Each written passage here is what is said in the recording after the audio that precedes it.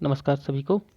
तो चलिए हम अपने चैप्टर के जो बाकी की चीज़ें जो हमें कंप्लीट करनी है, जो बचा हुआ था, हमने छोड़ा हुआ था जिस पॉइंट पे, वहाँ से स्टार्ट करते हैं और उसे कंप्लीट करते हैं।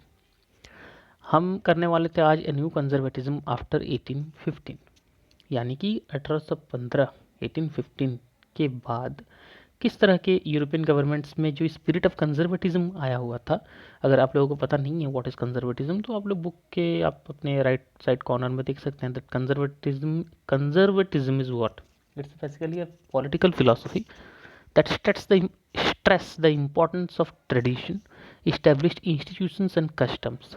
बात समझ रहे हैं? सभी चीज़ों को पढ़ने की ज़रूरत नहीं, याद रखने की ज़रूरत नहीं है। इंपॉर्टेंट चीज़ अगर आप याद रख लेते हो, समझ लेते हो, so it's more than enough. So आप लोगों को मैं ये बता दूं कि conservatism basically deals with importance of tradition, established institutions and customs. उनका ये मानना था कि हमारे पुराने रीति रिवाज जो हैं वो सर्वोपरि हैं, सबसे बेस्ट हैं। हमें भाई मॉडर्नाइजेशन से कोई लेना देना नहीं है।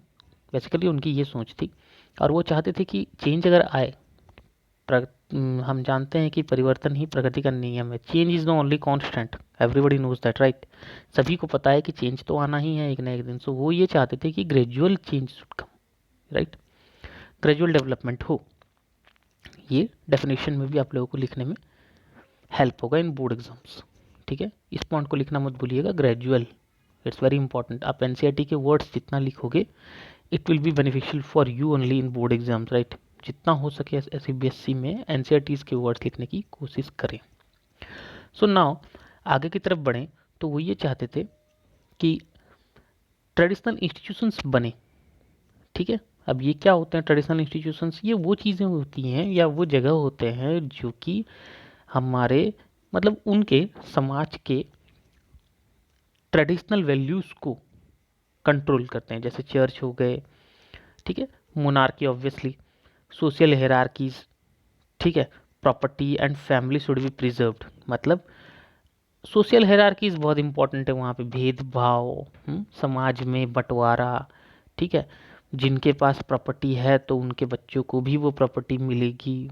मतलब अगर आप एक रॉयल फैमिली को बिलोंग करते हैं तो आपको प्रिविलेजेस मिलने वाली हैं फ्यूचर में भी, बिकॉज आपके एंसेस्टर्स जो थे वो ऑब्वियसली राजा महाराजा थे। ये सोच हुआ करता था उस टाइम पे। कंजर्वेटिज्म जो फीलिंग है या उन जो लोग उसे फॉलो करते थे, उनका ये सोच था, ठीक है।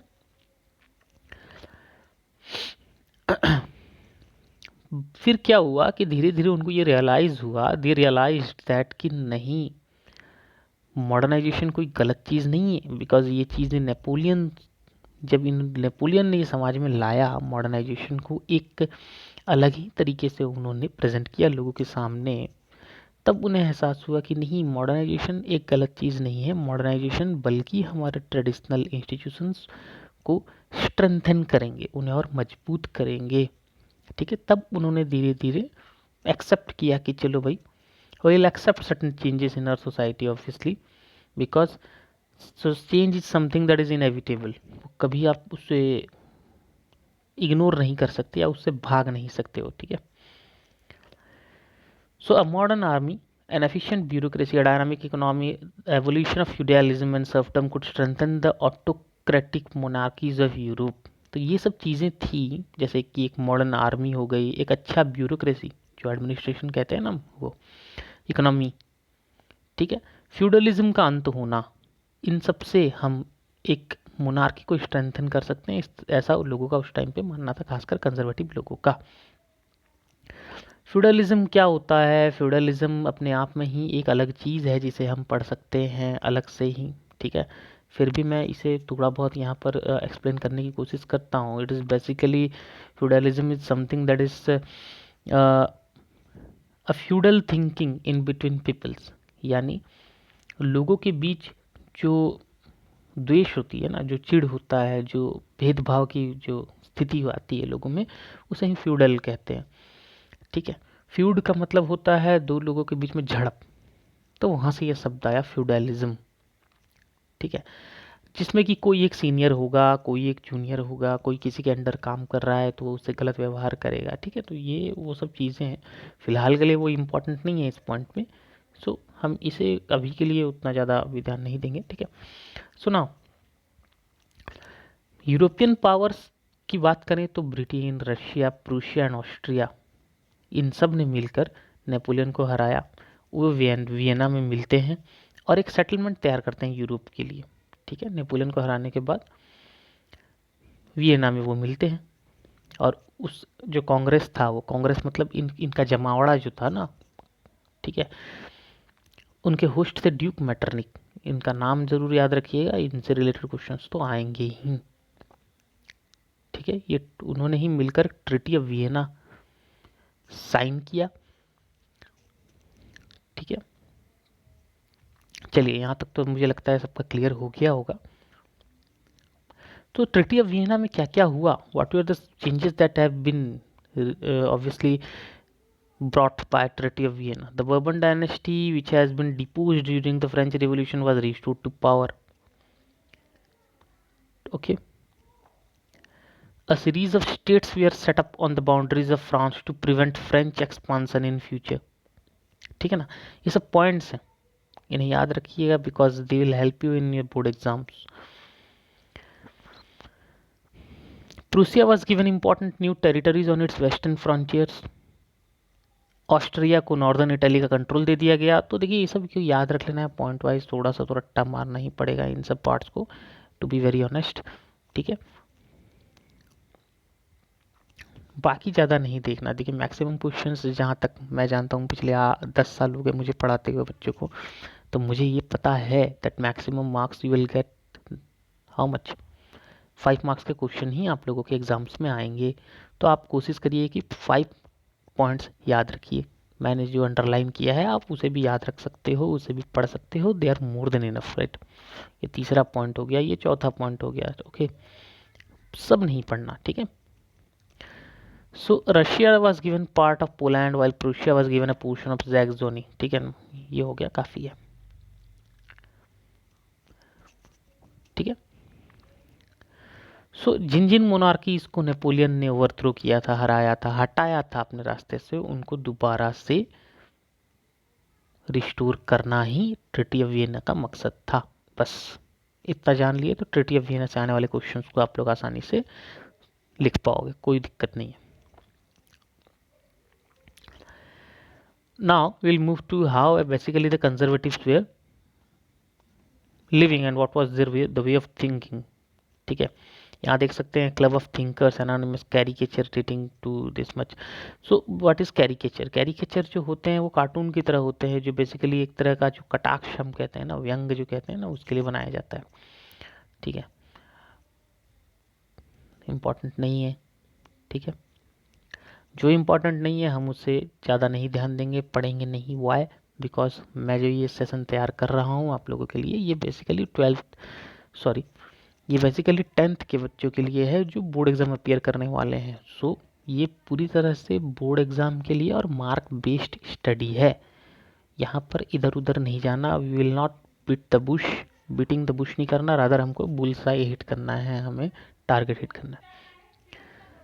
So now will move to the revolutionaries. कौन थे वो रिवोल्यूशनरीज? हम तो इंडिया के रिवोल्यूशनरीज तो कईयों के नाम जानते हैं, ठीक है, बट वहाँ के रिवोल्यूशनरीज कौन थे उनके बारे में जानना ज़रूरी है। तो नाम आता है यहाँ से, ज़रूरी है, जो वो गिसेपी मज़ेनी, इनका नाम कभी मत भूलिएगा। ये बहुत बड़े रिवोल्यूशनरी थे as far as European revolution is concern, ठीक है ना। इनका जन्म जेनोवा में हुआ 1807 में, 1807 में। उन्होंने वो एक सीक्रेट सोसाइटी के मेंबर भी बने थे। The name was secret society of Carbonari. जब वो 24 साल के एक यंग मैन हुए तो उन्हें एग्जाइल में भेज दिया गया, क्योंकि वो एक रिवोल्यूशन कर रहे थे लिगुरिया में। ठीक है, तो ये उनका एक ब्रीफ हिस्ट्री है, बहुत ज़्यादा इस हिस्ट्री के बारे में नहीं जानना है उनका, ठीक है ना। ये इम्पॉर्टेंट है कि उन्होंने और क्या किया अपनी लाइफ में आगे, उनके अचीवमेंट्स क्या थे। वो 2 और अंडरग्राउंड सोसाइटीज़ फॉर्म की थी। First Young Italy in Marseilles and then Young Europe in Berne. ठीक है, मजनी का ये मानना था कि God had intended nations to be the natural units of mankind. उनका ये मानना था कि भाई वो जो देश होते हैं वो सभी के होते हैं, they belong to a complete mankind, they not they doesn't belongs to a single person और अ ग्रुप ऑफ पीपल। ठीक है, वो चाहते थे कि ये जो है ये बने एक single unified Republic with in a wider alliance of Nations. उनका ये मानना था कि नेशंस लोगों का अलायंस हो, गठबंधन हो, आपस में मेल जोल हो, और साथ ही साथ वो ये चाहते थे कि एक रिपब्लिक बने, देश जो है एक रिपब्लिक बने। रिपब्लिक का मतलब होता है गणतंत्र, जहाँ पर रहने वाले लोगों का कोई कोई हक हो, ठीक है, उनका भी कोई अधिकार हो, ठीक है। तो बड़ा ही अच्छा सोच था उनका। तो इन्हीं के पदचिन्हों पे चलते हुए, following his footstep only, secret societies were formed in Germany, France, Switzerland, Poland. Mazzini's relentless opposition to monarchy and his vision of democratic republics frightened the conservatives. डर गए थे लोग मैजिनी से, क्योंकि उनकी जो सोच थी, उनके जो चेहरे में तेज था, और उनका जो फ्यूचर के एस्पिरेशंस लोग देखते थे, तो वो डरते थे मोनार्की वाले लोग, ठीक है। वो सोचते थे कि ये हमारे लिए बड़ा ही खतरनाक है ये इंसान, ठीक है। हाँ, ये एग्ज़ाम में क्वेश्चन तो ज़रूर आएगा, लिख लीजिए। 99%, 1% में नहीं कह सकता, बट 99% तो चांसेस हैं ये आने के कि Metternich described him as the most dangerous enemy of our social order. कभी कभी क्वेश्चन ये आ जाएगा कि किसने कहा है ये मैजिनी के बारे में, the most dangerous enemy of our social order, तो आप बोलोगे मैटरनिक ने कहा है। कभी कभी क्वेश्चन ये आ जाता है कि मैटरनिक ने क्या कहा है मैजिनी के बारे में। वैसे इसके चांस कम है, ज़्यादातर डायलॉग्स दे देते हैं और बोलते हैं किसने कहा है, किसके बारे में कहा है। I hope up to now everything is clear. अगर कुछ भी आपको तकलीफ हो, डाउट हो, किसी तरह की कोई परेशानी हो, समझ में ना आ रहा हो, तो आप लोग कमेंट बॉक्स में मुझे कमेंट कर दीजिएगा, so that I will know that what is going on the other side, ठीक है। सो ना हम आते हैं एज ऑफ रिवोल्यूशंस में। अब यहाँ से स्टार्ट होता है रिवोल्यूशंस का दौर, ठीक है, विद्रोह करने का दौर। तो सबसे पहला अपहीवल कहाँ हुआ? आप लोगों के मन में ये आता होगा कि सर जो है वो ये पोर्शन पूरी तरह से छोड़ क्यों दे रहे हैं। ये पोर्शन इसलिए छोड़ दे रहे हैं क्योंकि ये पोर्शन पढ़ना भी इम्पोर्टेंट है ही नहीं, ठीक है। इसलिए चाहो तो आप लोग रीड कर सकते हो, बट फ्रूटफुल नहीं है, इसलिए मैंने उसे स्किप किया हुआ है अभी। पहला अपहीवल जो हुआ था वो कहाँ हुआ? अपहीवल का मतलब होता है पहला जो उपद्रव, जो मचा, जो उठा, वो कहाँ उठा? First upheaval took place in France in July 1813, ठीक है। तो कुछ लिबरल रिवोल्यूशनरीज ने क्या किया, जिन बर्बन किंग्स को रिस्टोर किया जाना था वो उसे ही फिर दोबारा ओवरथ्रो कर दिए, और एक मोनार्की उन्होंने फॉर्म किया, जिसका नाम देख लीजिए, अलग है, constitutional monarchy. It's a very unique mixture of constitution as well as monarchy, ठीक है। किसके साथ? लुई फिलिप, ठीक है, एट इट्स हेड। और ये एक डायलॉग बहुत ही फेमस है, एग्जाम में तो 99.9% आएगा ही, कि who told this when France sneezes the rest of Europe catches cold. किसने कहा है ये? तो आप लोग बोलोगे अगेन ये कहा है मैटरनिक ने, ठीक है। क्यों? क्योंकि फ्रांस जो था एक बहुत बड़ा सेंटर था होल यूरोपियन रिवोल्यूशन का। तो जब फ्रांस को छींक आता है, व्हेन फ्रांस स्नीजेस मीन्स जब फ्रांस को छींक आता है तो बाकी सबको ठंडी लग जाती है, समझ रहे हैं? That was the impact of France all over the Europe. Okay, अब क्या है, ऐसी कौन सी चीज़ थी जिसने और नेशनलिस्ट फीलिंग्स को एजुकेटेड लोगों तक पहुंचा दिया यूरोप में? क्या था? Greek war of independence. Greek के बारे में तो आप जानते हैं, ग्रीक का मतलब हम कह सकते हैं इस देश का नाम तो ग्रीस है, ठीक है, जिसे सब जानते ही होंगे उसके कल्चर को। तो ग्रीस जो है वो ऑटोमन एम्पायर को बिलोंग करता था 15th सेंचुरी से। पर ये रिवोल्यूशनरी नेशनलिज्म के बढ़ने की वजह से वहाँ भी स्ट्रगल की एक चिंगारी फैल गई, ठीक है। तो ग्रीस में जो नेशनलिस्ट सोचने वाले लोग थे उनको बाहर के रहने वाले ग्रीक से भी सपोर्ट मिला, ठीक है। और सभी लोगों ने ग्रीस को काफ़ी सराहा, उसकी पीठ थपथपाई, क्योंकि यहीं से यूरोपियन सिविलाइजेशन, और या फिर हम कह सकते हैं लोगों के अंदर जो ओपिनियन बनना, लोगों को देश के प्रति कुछ सोच रखना, ये सब स्टार्ट होता है ग्रीस से, ठीक है, ठीक है ना। क्योंकि वो चाहते थे, they want to form a Muslim empire, ठीक है। कौन? जिनके खिलाफ ग्रीस वाले लड़ रहे थे, ग्रीस में जो थे ऑलरेडी ऑटोमन एम्पायर, वो तो पूरी तरह से ये चाहते थे कि वो एक मुस्लिम एम्पायर बने, पर ग्रीस के लोग चाहते थे उसे रिपब्लिक बनाना। ठीक है, तो एक तरह से तो वो लड़े इस मोनार्की के खिलाफ, जो अपने आप में ही सराहनीय थी। ठीक है, चलो फिर आगे बढ़ें तो हम ये देखते हैं, इम्पोर्टेंट है हमारे लिए कि ट्रीटी ऑफ कॉन्स्टेंटिनोपल साइन हुआ 1832 में, जिसमें ग्रीस को एक इंडिपेंडेंट नेशन बनाया गया। उनकी जो स्ट्रगल, जो संघर्ष का दौर था, वो उसका अंत हुआ। ठीक है, अब आते हैं इस चैप्टर के द मोस्ट इम्पॉर्टेंट एंड मैं ये कह सकता हूँ कि द मोस्ट इजी पार्ट में, वो है द रोमांटिक इमेजिनेशन और नेशनल फीलिंग। लोगों के अंदर ये जो सोच है देश के प्रति, या लोगों के अंदर ये जो भावना है कि हाँ हम अपने देश के प्रति प्रेम की भावना रखते हैं, कोई भक्ति की भावना रखता है, वो कहाँ से स्टार्ट होता है या कैसे वो फैला लोगों के बीच। तो जो रोमांटिक आर्टिस्ट थे, जो पोएट्स थे, वो रीज़न और साइंस को बड़ा हेट करते थे। वो बोलते थे यार हर चीज़ में रीज़न और साइंस मत खोजा करो।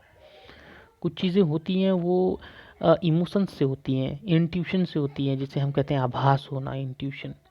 कुछ चीज़ें होती हैं जो मिस्टिकल फीलिंग्स से होती है। हर चीज़ जो है उसमें रीज़न और साइंस मत लगाया करो, ये उनका मानना था। वो चाहते थे कि हम एक कलेक्टिव हेरिटेज को शेयर करें। हमारा एक कलेक्टिव हेरिटेज है, हमारा एक कॉमन कल्चरल पास्ट है, क्यों ना हम उसे सोचें, उसे शेयर करें और उसमें उसके अंदर एकजुटता खोजें। Will find unity in those things only. ठीक है, तो नाम याद रख लो, एग्जाम में हेल्प करने वाला है। कुछ रोमांटिक्स जिनको हम कह सकते हैं कि फिलोसोफर्स थे, वो जोहान गॉटफ्रेड हर्डर। उनका मानना था कि German culture was to be discovered among the common people. Das Volk, Germany में कॉमन पीपल को दास वोक कहा जाता था। कैसे होगा वो? फोक सॉन्ग्स के ज़रिए, फोक पोएट्री के ज़रिए, फोक डांसेस के ज़रिए।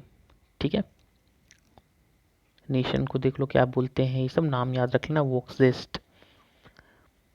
वो उनका कहना था कि इस तरह से हम लोगों के अंदर ये भावना को फैला सकते हैं वर्नाकुलर लैंग्वेज का इस्तेमाल करके। वर्नाकुलर लैंग्वेज का मतलब क्या होता है? लोकल लैंग्वेज हम कह सकते हैं, जो लोग अपने आसपास की जगहों पे बोला करते हैं। ठीक है, इससे क्या होगा कि लोगों के अंदर मिट्टी से जुड़ने की भावना पैदा होगी। They can relate themselves with the soil of the country, right?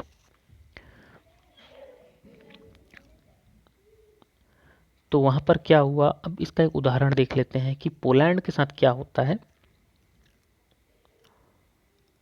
उन लोगों के ऊपर कब्जा हो गया था बाकी बड़े बड़े देशों का।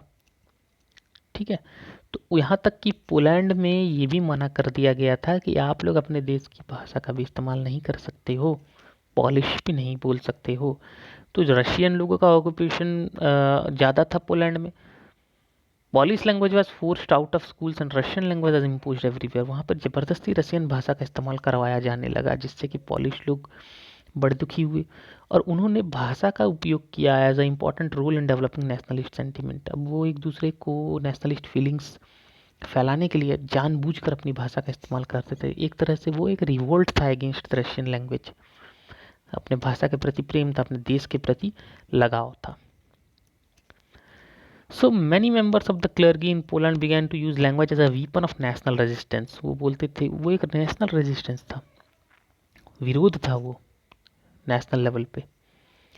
ठीक है, क्या हुआ उसके वजह से? A large number of priests and bishops were put in jail or sent to Siberia by the Russian authorities. जैसे कि हर जगह होता है, जैसे हमारे देश में भी हुआ, जो विरोध करता है उसे सजा भी मिलती है, बट उसका इम्पैक्ट, उसका जो असर है वो बहुत समय तक रहता है, क्योंकि कई लोगों को वो प्रेरित करते हैं, कई लोगों को वो एनकरेज करते हैं फॉर दैट। ठीक है, चलिए, तो ऑलरेडी 20 मिनट्स की ये वीडियो हो चुकी है लगभग, and I don't want to continue more वो because longer videos are basically quite boring for peoples. ठीक है ना, बच्चे भी उससे थोड़ा सा बोरिंग सोचते हैं। तो अगली बार बाकी की जो है हंगर हार्डशिप, वो मैं जल्द ही नेक्स्ट वीडियो में ले आऊँगा। ठीक है, ताकि ये रिदम ना टूटे और हम जल्दी से इसे कंप्लीट कर लें, ताकि हम फिर अपनी साइंस स्टार्ट करेंगे। बिकॉज हिस्ट्री की एक चैप्टर होने के बाद, जैसे आप लोग का सोशल स्टडीज़ का एक चैप्टर होने के बाद, we will move to science also. ठीक है ना, ताकि हर सब्जेक्ट से पढ़ाई अगर हम करें, so obviously it will be more engaging, ज़्यादा अच्छा लगेगा आप लोगों को भी। Okay, then bye, take care, be happy and be healthy.